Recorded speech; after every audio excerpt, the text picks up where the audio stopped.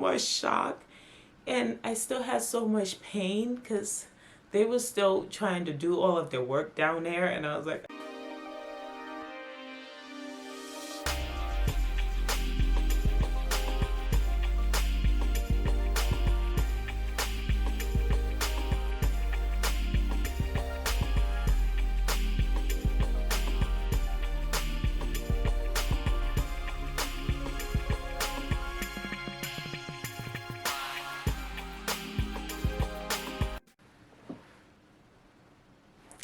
hey guys, welcome back to my channel. I am so excited to finally be back on YouTube. It's been a minute. I decided after I had Emerson to take a long break. Like, I really needed the break. So I'm excited to be back. And for those who are new here, my name is Faith, and I am a mom of 3 wonderful little boys now. I have a 6-year-old, a 4-year-old, and a now 2-month-old. Whew. Crazy, y'all. Crazy. I have a baby that's 2 months old. So yeah, welcome.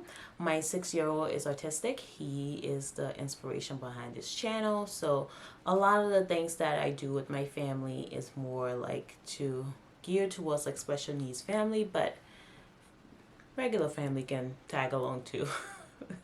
But anyway, so today I'm here to share with you guys my labor and delivery story, because I have not been on here for a while, and I think it would be a great way to get back into the flow of things by sharing that story, because that is like the major thing that have happened since my last video. So last video was basically me cleaning out my pantry for my in-laws to come for baby birth. Yeah. But anyway, so Emerson was born on July 26th, y'all. So on the 25th, it was a Sunday. I remember because I did something that a lot of people say you should not do. I told my husband I was just tired. Like, from my previous videos, if you have not seen it, go back and go watch like my 37 weeks update, and you will get where all of this is coming from. But I was tired, I was swollen, I was in pain, and I told my husband, I was like, I'm gonna drink castor oil. And he was like, what? I was like, yeah, I'm gonna drink castor oil. I'm tired, I'm ready for this baby to show up. I'm just exhausted, you know, like I really was. So that morning I went to Walmart, I got it.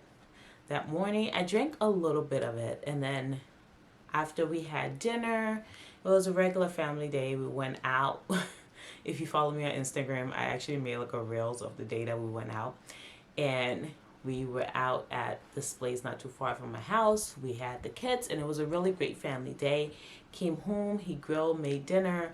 And it's crazy because the exact same dinner that he made the night that I went into labor with Emmett was the same dinner that I requested the night that I went into labor with Emerson. I don't know, for some reason in my head, I feel like steak, broccoli, and potatoes is just, you know, heavy enough that if I go into labor and the next day I cannot eat, I should still be full, because that shit is heavy. So that's what I had him make, and we had that for dinner. After that, I drank some more castor oil again. So I knew that that was going to stir things up a little bit. For those who don't know, castor oil is a laxative, and the principle behind it is that it will, you know, get things flowing, bowels, but at the same time too, it get your bowels flowing. It will also lead to uterine contractions, because it causes muscle contraction as you go to the bathroom. But you can read up more about it and find out for yourself. By the way, I'm not promoting that you drink castor oil to go into labor. That is not what I'm saying. What I'm saying is that's just what I did, and it worked for me. It does not work for everybody, and there are complications that can come along with it. I am not telling you to do it. Let's just clarify that. Yes, that's not what I'm doing here. Just telling my story. But anyway, back to where I was.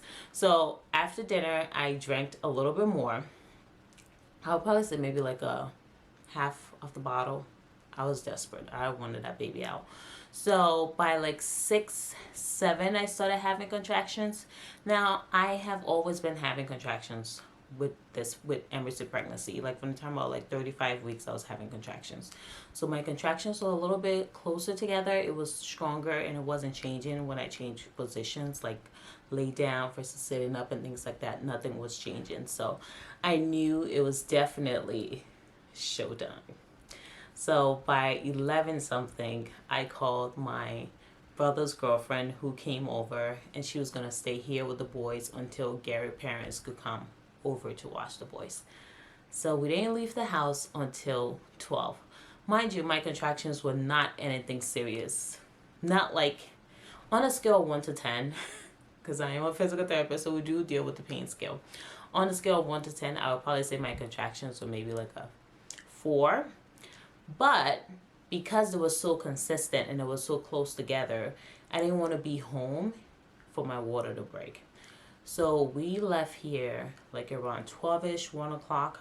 We got to the hospital and they were just monitoring me because my doctor wanted me to be monitored for a long time, because once I get into like strong active labor, the whole process goes pretty fast. And that was their fear, was, oh, if we send her home and things starts to speed up, she might not have time to come back to the hospital.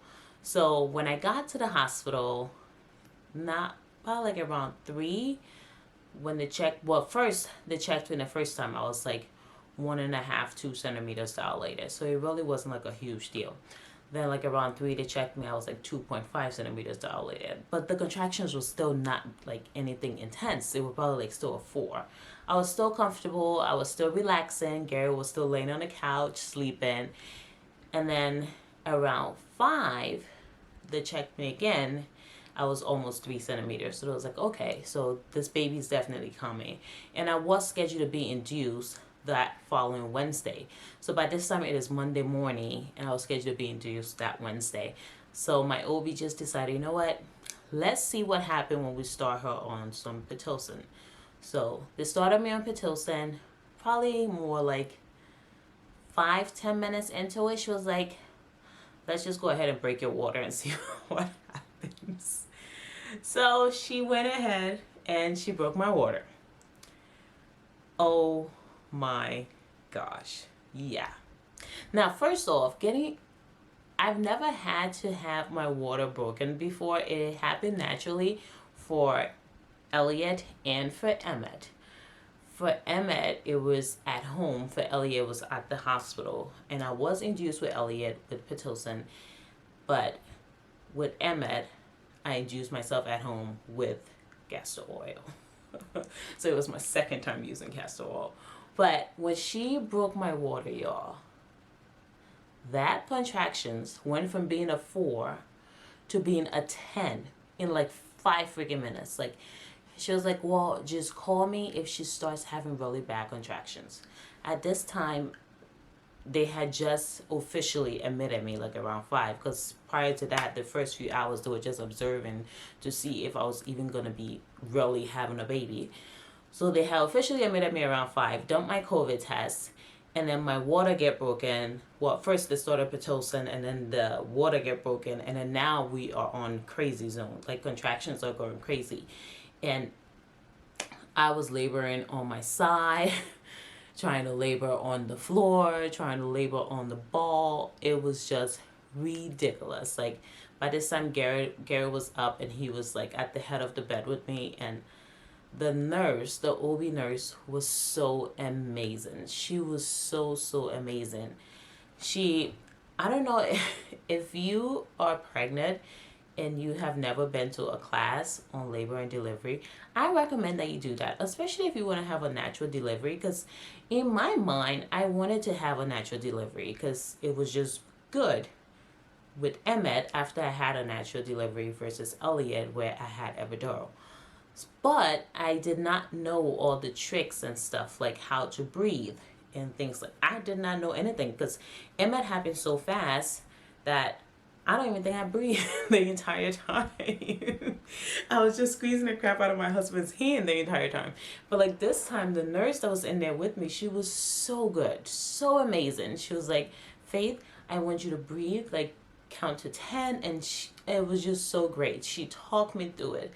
When the contractions came around, she was like, instead of you screaming, I want you to focus on breathing. And I know you see this thing on TV, but it's one thing when you're living it, and it's another thing when you're watching it on TV. Like, I forgot everything I've seen in all these movies. And I used to watch, like, labor and delivery birth stories on TLC, but I didn't know how to put that into practice when I was laying on that bed.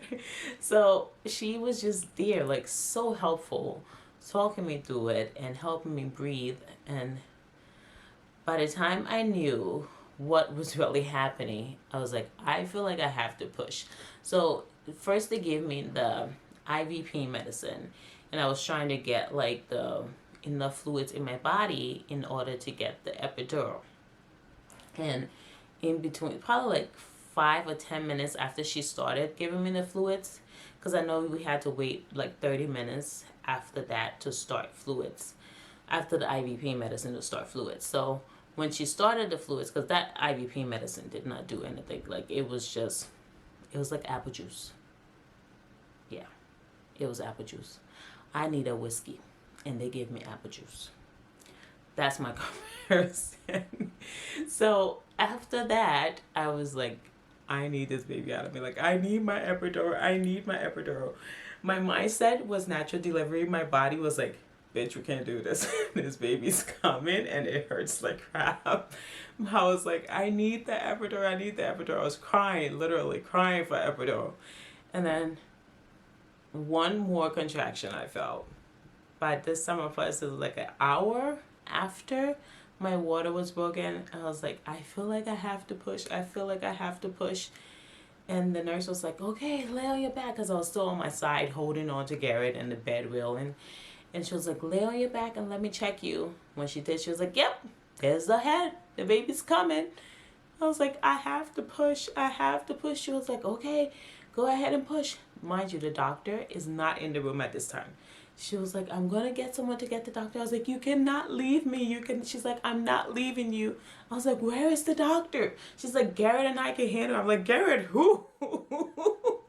Not my husband. He is not about that life. I was like, Garrett, who? It's crazy. But anyway, she was like, I think we can handle it. She was like, I have delivered a lot of babies. And then I'm like, okay. I had no idea what was happening because my eyes were closed. And then before I knew it, she's like, push. I push on one contraction, and I just felt it was almost like I wanted to push, but my body was just hurting so bad that I just wanted the pain to stop. I was like, make it stop, make it stop, make it stop. And she was like, the only thing that can make it stop is if you push this baby out. You have to push this baby out. If you don't push it out, it's not going to stop. I was like, like literally screaming bloody murder. And then finally I pushed, and the doctor was there, and I was like, no, no, no, it is gonna rip me apart. It is gonna, and rest assured, it still, yep, it did. And that up to now is the worst feeling of my entire life. It's just knowing that you're ripping yourself apart with a push. Yeah, it was bad. Like, just bad. Ugh. And then afterwards, once I did that big push, he came out, and I was like, oh. They put him on my chest, and I kid you not, I could not touch that baby for a few seconds. Gary was like, he's here, you can hold him. I'm like, no, take him away, he hurt me so bad, Gary was like, but he's here now, you're not hurting him. I'm like, no, I don't want him, I don't want to hold him, he hurt me so bad. Like, I was just in so much shock, and I still had so much pain because they were still trying to do all of their work down there, and I was like, I can't do it, I need PMED. So luckily the doctor was like, well, I'm gonna numb you up and I'm gonna do my stitches. And I could still feel it. She said she numbed me, but I could still feel the needle. I could still feel the thread. I felt every single last bit of it. And yeah, it was, I don't know. I was trying to compare like that delivery and Emmett's delivery, which one was more intense. It's hard to say because Emmett delivery was probably like 3 hours after my water broke. Emerson delivery was an hour 20-30 minutes after my water broke. So Emerson was a lot faster, and it was just so intense, like just so intense. Like the doctor, she was like, yeah, as soon as I heard I heard you down the hall, I started running because I knew that baby was coming and it was not going to wait. And she was like, literally, I got here within seconds of the baby head coming out. So it was the same thing with Emmett. Like Emmett, the doctors did not even have the time to put like all of the gown and stuff on. Like Emmett was coming out, and Emmett was so much smaller. Emerson was born, he was 7 pounds 1 ounces. When Emmett was born, Emmett was 5 pounds 8 ounces. So he was a lot smoother. Emerson was just, yeah, it was just a lot. But when they got done doing everything that they had to do, got the placenta, everything out, and things like that, I was finally able to settle into my body again, and pain was a little bit more controlled, and hold my baby. Yeah, it was beautiful experience, because he's such a sweet baby. He is such a cutie, and it's just such an amazing feeling. But sometimes I think to myself, I'm like, you know what, maybe I do want another kiddo. But then sometimes when I think to myself, I'm like, yo, Fade, did you forget what you went through with that pregnancy? Like, sciatica is still over here. Like, you were swollen like a balloon. You couldn't feel your fingers. You couldn't feel your toes. Yeah, my knees are still hurting me because I gained so much weight. By the time I went into labor, I was like 240 something pounds. It was just so much, so much. But it's just one of those things where it's still a blessing, you know? Like, it's still a blessing. Like, I still love this little person. Even though I went through so much to have him, I know that I'm still so blessed to have him, you know? Like, it's a beautiful blessing. It really is a beautiful blessing. And he's such a sweet baby. Now he is 2 months old. 2 months old, y'all. I cannot believe it. Like, I am going to be going back to work in less than 2 weeks, actually. So we have had some time to really like cuddle and just spend time together. Right now, I have not been exercising as much as I did when I had Emmett, because I'm like, I just really want to enjoy this time to hang out with my baby and just cuddle my baby and just enjoy him, you know? Like, I don't want to rush. So I'll be right back. I'm gonna go and grab Emerson. He's currently downstairs with my mom. Mom is here. She is gonna be taking care of Emerson when I go back to work. So that's another blessing right there, because thinking about sending that child to daycare is heartbreaking. Those moms who have to send their kiddo out to daycare at such a young age is just, yeah, it's hard. It is very, very hard. So I'm just very blessed to have my mom here with me to help me, so that we don't have to do that, especially with COVID and everything else that's going on. Thinking about that kid getting sick, because we already had an episode where he got sick from Emmett. So just anything else around there, I don't want to think about. Like, I really don't even want to think about that, because no. So I'm gonna go and get Mr. Emerson.